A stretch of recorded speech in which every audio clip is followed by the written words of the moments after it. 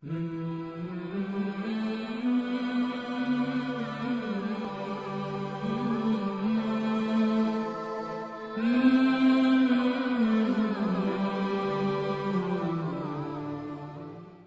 عليكم ورحمة الله وبركاته. أعوذ بالله من الشيطان الرجيم. بسم الله الرحمن الرحيم. الحمد لله والصلاة والسلام على رسول الله وعلى آله وصحبه أجمعين. أما بعد. رب اشرح لي صدري ويسر لي أمري واحلل عقدة من لساني يفقهوا قولي. ബഹുമാന ആദരവുകൾ നിറഞ്ഞ നല്ലവരായ സത്യവിശ്വാസികളെ, വിശ്വാസിനികളെ, അല്ലാഹു സുബ്ഹാനഹു വ തആല നമ്മെ അവൻ്റെ ഇഷ്ടദാസന്മാരിലും ദാസിമാരിലും ഉൾപ്പെടുത്തി അനുഗ്രഹിക്കട്ടെ. ആമീൻ യാ റബ്ബൽ ആലമീൻ. അൽഹംദുലില്ലാഹ്, അള്ളാഹുവിൻ്റെ അപാരമായ തൗഫീക്കിനാൽ വീണ്ടും ഒരു റമളാനെ വരവേൽക്കുവാനും ആ റമളാനിൽ ഏതാനും ദിവസം ജീവിക്കുവാനും നമുക്ക് ഭാഗ്യം ലഭിച്ചിരിക്കുകയാണ്. നമ്മുടെ റബ്ബിനെ നമുക്ക് സ്തുതിക്കാം. അൽഹംദുലില്ലാഹ് അലാ കുല്ലി ഹാൽ.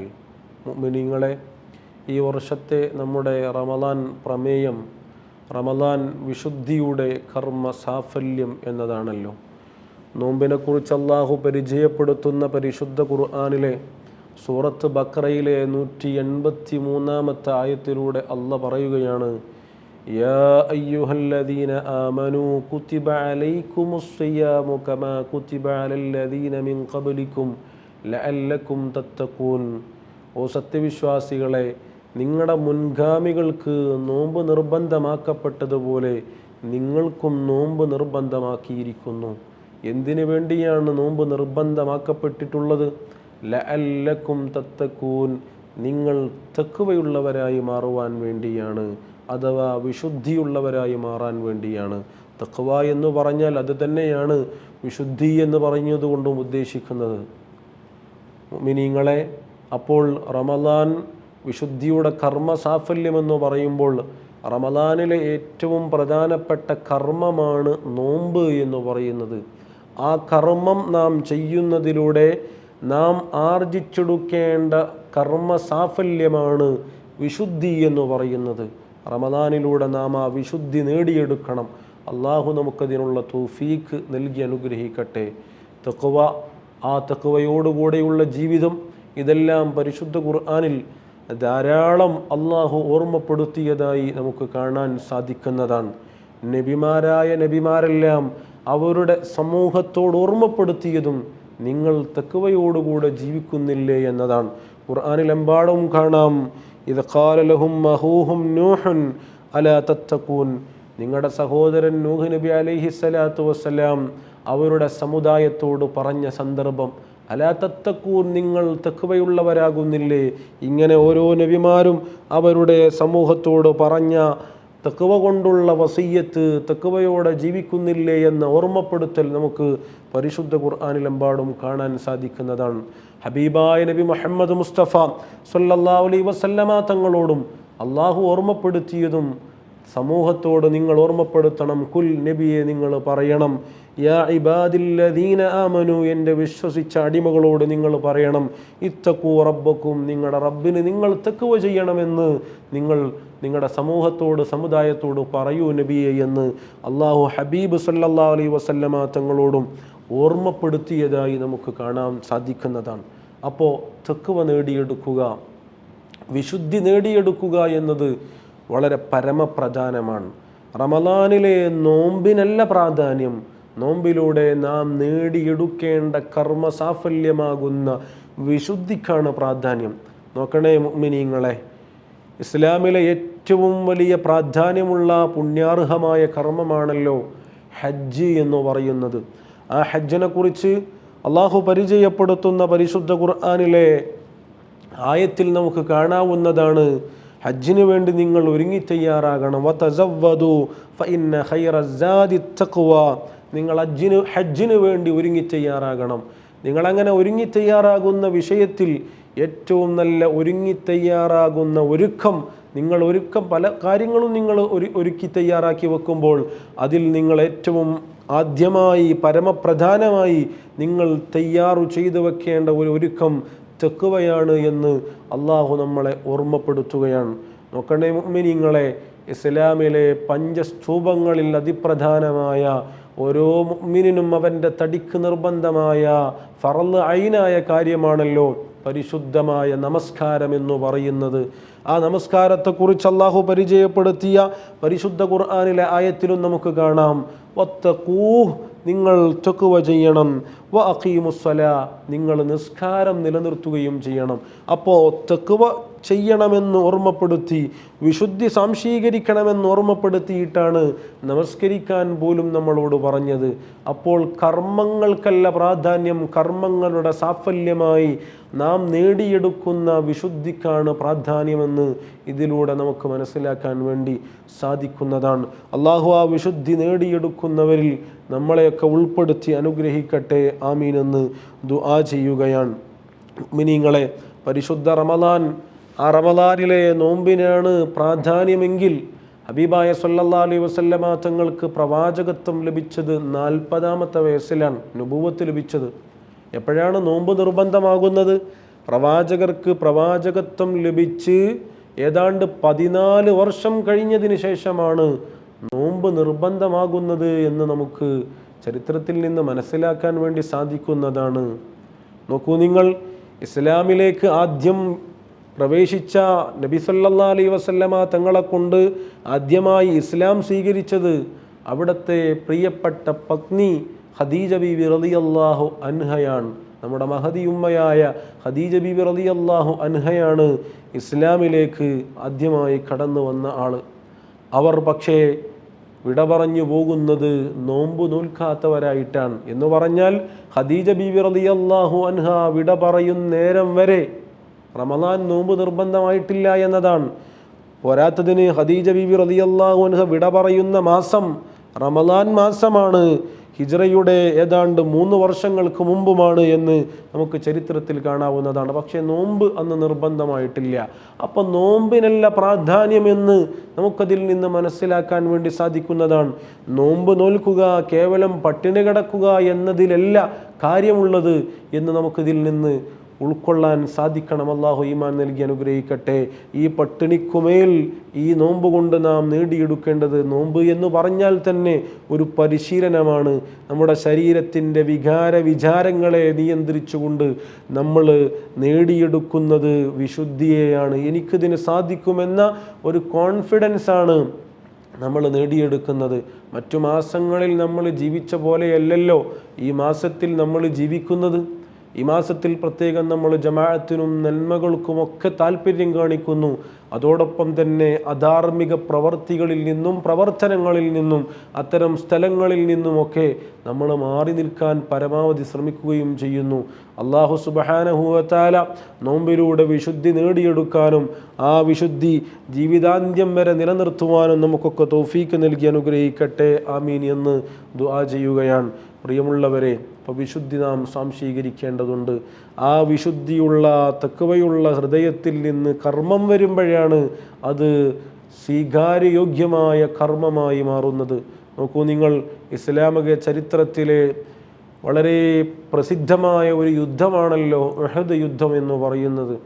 ഉഹദ് യുദ്ധത്തിൽ മുസ്ലിമീങ്ങൾക്ക് ഒരു പതനത്തിൻ്റെ ഒരു ഘട്ടമുണ്ടായ സന്ദർഭമുണ്ട്. ആ ഘട്ടത്തിൽ ഒരു മനുഷ്യൻ മുസ്ലിമീങ്ങളെ നന്നായി സഹായിക്കുന്ന ഒരു സാഹചര്യം ഉണ്ടാവുകയാണ്.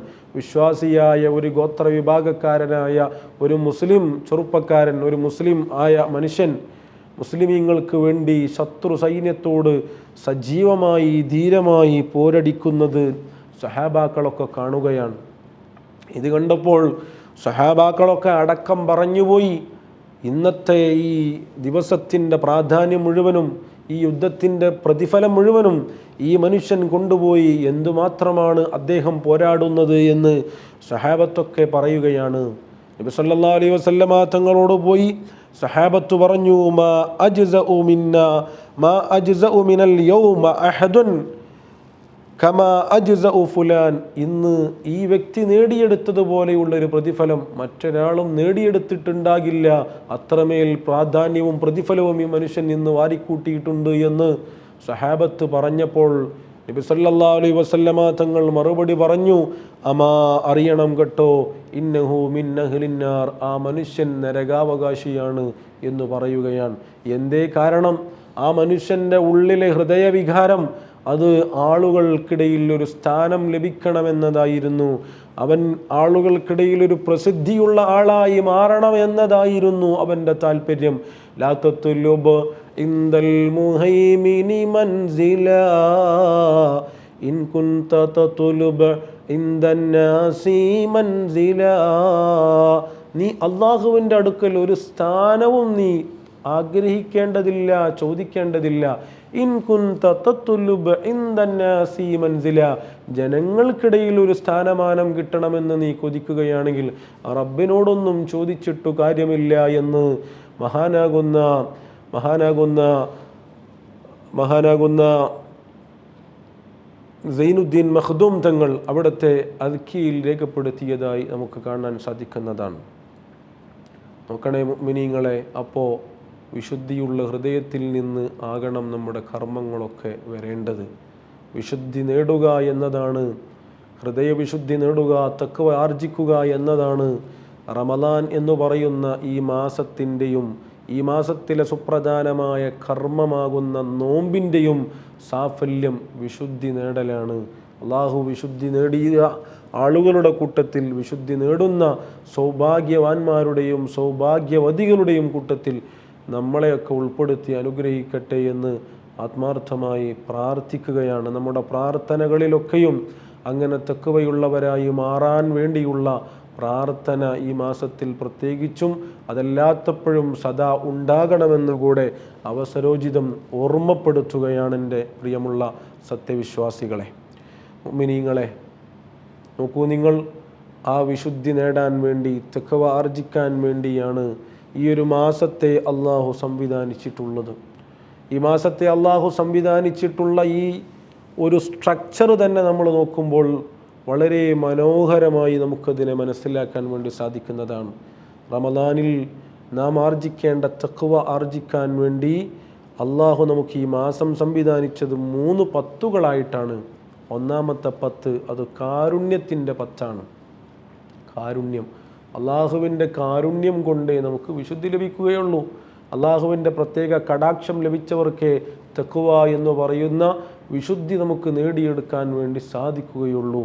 അപ്പോൾ കാരുണ്യം ലഭിക്കുക എന്നതാണ് വളരെ പരമപ്രധാനമായ ഈ റമദാനിലെ ആദ്യത്തെ 10 പ്രധാനപ്പെട്ട കാര്യം. അള്ളാഹു അവൻ്റെ റഹ്മത്ത് കരഗതമാക്കിയവരുടെ കൂട്ടത്തിൽ, കരഗതമാക്കുന്നവരുടെ കൂട്ടത്തിൽ അള്ളാഹു നമ്മളെ ഉൾപ്പെടുത്തി അനുഗ്രഹിക്കട്ടെ. നോക്കൂ, നിങ്ങൾ പലപ്പോഴും നമ്മൾ പല പ്രഭാഷണങ്ങളിലും കേൾക്കാറുള്ള ഒരു ചരിത്രമാണ്. വർഷങ്ങളോളം ധാരാളം ഇബാദത്തുകൾ ചെയ്ത് ഒരുപാട് നന്മകളുടെ ഭാരവുമായി മഹ്ശറിൽ വന്ന ഒരു മനുഷ്യൻ. ആ മനുഷ്യനോട് അള്ളാഹു ചോദിക്കുകയാണ്, മനുഷ്യ, ഇന്ന് നീ നിന്റെ കർമ്മങ്ങളുടെ ഭാരം കൊണ്ടാണോ നീ സ്വർഗത്തിൽ കടക്കുക? അതല്ല അംബി റഹ്മതി, അതല്ല എൻ്റെ കാരുണ്യം കൊണ്ടാണോ നീ സ്വർഗത്തിൽ കടക്കുക എന്ന് ആ ഇബാദത്തുകൾ കൊണ്ട് ജീവിച്ച, ധാരാളം വർഷങ്ങളോളം ഇബാദത്തുകൾ കൊണ്ട് ധന്യമാക്കിയ മനുഷ്യനോട് ചോദിച്ചപ്പോൾ ആ മനുഷ്യൻ പറഞ്ഞു അത്രേ, തൻ്റെ നന്മകൾ കൊണ്ടാണ് റബ്ബേ, ഞാൻ ചെയ്ത കർമ്മ സാഫല്യം കൊണ്ടാണ് ഞാൻ സ്വർഗത്തിൽ കടക്കുക എന്ന് പറഞ്ഞപ്പോൾ അള്ളാഹു മാലാഖമാരെ വിളിച്ച് ആ മനുഷ്യൻ്റെ കണ്ണ് എന്ന് പറയുന്ന അള്ളാഹു കൊടുത്ത അനുഗ്രഹത്തെ ഒരു തുലാസിലും, അതുപോലെ തന്നെ ആ മനുഷ്യൻ ജീവിതകാലം മുഴുവനും ചെയ്തു വെച്ച നന്മയെ മറ്റൊരു തട്ടിലും തുലാസിൽ വെച്ച് നോക്കുമ്പോൾ ആ മനുഷ്യൻ അള്ളാഹു കൊടുത്ത കണ്ണ് എന്ന നിഅമത്തിൻ്റെ ഭാരമാണ് തൂങ്ങിപ്പോയത്. വർഷങ്ങളോളം അവൻ ചെയ്ത നന്മകളുടെ ഭാരം കുറവായിരുന്നു എന്ന് നമ്മളൊക്കെ കേട്ട് മനസ്സിലാക്കിയവരാണ്. അപ്പോൾ നമ്മുടെ വിജയത്തിന് അള്ളാഹുവിൻ്റെ കാരുണ്യം കിട്ടിയേ മതിയാവുകയുള്ളൂ. ആ കാരുണ്യം കരഗതമാക്കുമ്പോഴാണ് നമുക്ക്, ആ കാരുണ്യം കൊണ്ട് മാത്രമാണ് നമുക്ക് തഖ്വ ലഭിക്കുകയുള്ളൂ. അള്ളാഹു അവൻ്റെ കാരുണ്യം കൊണ്ട് നമുക്ക് തഖ്വ നൽകി അനുഗ്രഹിക്കട്ടെ. മുഅ്മിനീങ്ങളെ, അള്ളാഹു നമുക്ക് നൽകുന്ന ഏറ്റവും വലിയ ഒരു കാരുണ്യം തന്നെയാണ് അള്ളാഹുവിൻ്റെ മഗ്ഫിറത്ത് എന്ന് പറയുന്നത്. റമദാനിൻ്റെ 2ാമത്തെ 10 അത് മഗ്ഫിറത്തിൻ്റെ 10ആണ്. അത് കാരുണ്യം അള്ളാഹു കൊടുത്ത ആളുകൾക്ക് അള്ളാഹുവിൻ്റെ കരുണയുടെ ഭാഗമായി ലഭിക്കുന്ന ഒരു വലിയ അനുഭൂതിയാണ്, ഒരു വലിയ സൗഭാഗ്യമാണ് അള്ളാഹുവിൻ്റെ മഗ്ഫിറത്ത് എന്ന് പറയുന്നത്. അതുപോലെ തന്നെ റമദാനിൻ്റെ അവസാനത്തെ 10 അത് ഇത്കും മിനന്നാറാണ്, നരകമോചനം ലഭിക്കുന്ന 10. നരകമോചനം ലഭിക്കണമെങ്കിൽ ആദ്യം പാപമോചനം ലഭിക്കണം. പാപമോചനം ലഭിക്കണമെങ്കിൽ ആദ്യം അള്ളാഹുവിൻ്റെ കരുണയുണ്ടാകണം. അള്ളാഹുവിൻ്റെ കരുണയുണ്ടായെങ്കിലാണ് നമുക്ക് പാപമോചനം ലഭിക്കുക. പാപമോചിതരായി നമ്മൾ മാറിയെങ്കിലാണ് നമുക്ക് നരകമോചനം ഉണ്ടാവുക. ഇതെല്ലാം നമുക്ക് ലഭിക്കണം. അള്ളാഹു നമുക്ക് ഈ മാസം കൊണ്ട് ഇതൊക്കെ നേടിയെടുക്കാനുള്ള തൗഫീക്ക് നൽകി അനുഗ്രഹിക്കട്ടെ. ഈ പരിശുദ്ധമായ മാസത്തിൻ്റെയും ഈ മാസത്തിലെ ഏറ്റവും സുപ്രധാനമായ കർമ്മമാകുന്ന നോമ്പിൻ്റെ സാഫല്യമായി അള്ളാഹു പരിചയപ്പെടുത്തിയ വിശുദ്ധി എന്ന തഖ്വയെ നേടിയെടുക്കാനും അള്ളാഹു നമുക്ക് ഈ മാസം കൊണ്ട് നമുക്ക് സാധിക്കട്ടെ. അള്ളാഹു ഇതിനുള്ള തൗഫീക്ക് നമുക്ക് നൽകി അനുഗ്രഹിക്കട്ടെ. ആമീൻ എന്ന് ദുആ ചെയ്തുകൊണ്ട് എൻ്റെ വാക്കുകൾക്ക് വിരാമം കുറിക്കുന്നു. വആഖിറു ദഅവതി വസ്സലാമു അലൈക്കും വറഹ്മത്തുള്ളാഹി വബറകാതുഹു.